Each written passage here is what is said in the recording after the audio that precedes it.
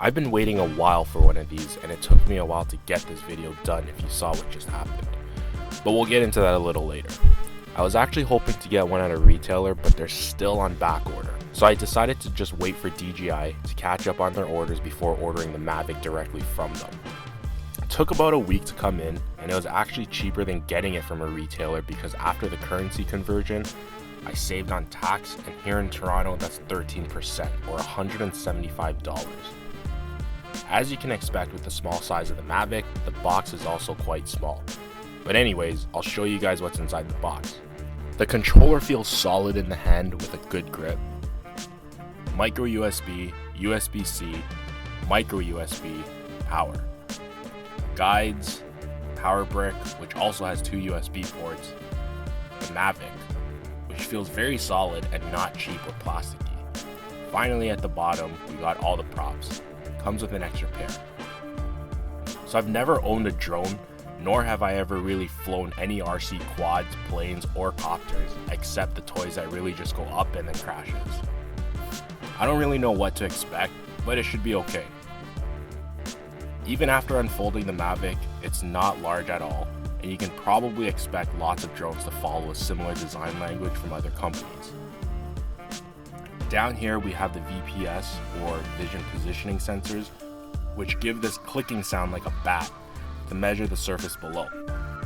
Here in the front we have the obstacle avoidance sensors, and the camera and gimbal. You have to charge the battery and remote up first, takes about an hour and a half to get them fully charged. Couple of things that you should know if you have had no experience with drones or DJI products.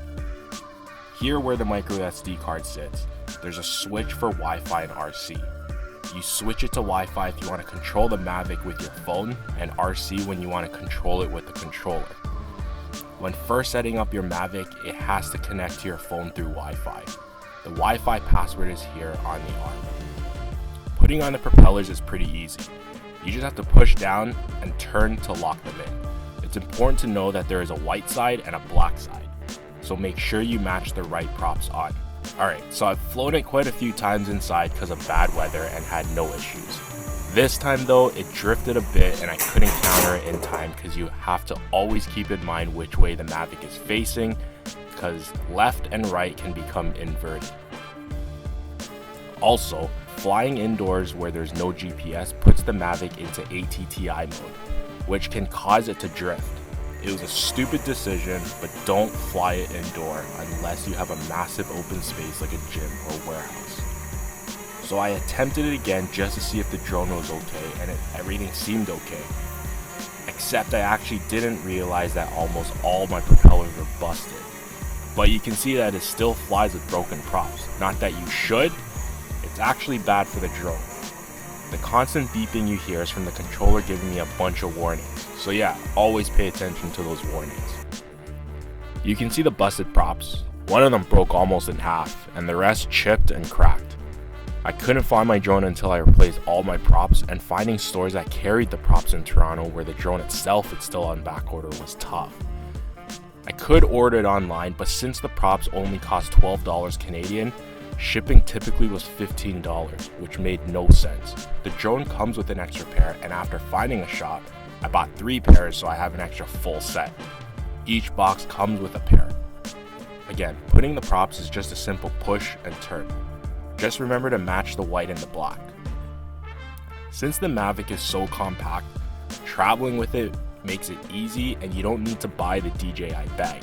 I took a DSLR pouch that I had and it fit everything in perfectly. I'll put the link for this bag down in the description. I think it's like $30 something on Amazon. Only downside is you may or may not be able to fit an extra battery. I don't have one yet, so I wouldn't know. So I took it outside to fly it. I left the gimbal cover on because of the fog, and I think that's what you're seeing at the bottom left side of the screen there. Probably a reflection of the fog from the propellers. These were shot in 4K, scaled down to 1080p. They're not colored or edited. If flying in low light or at night, you can have quite some noise on the footage, so keep that in mind.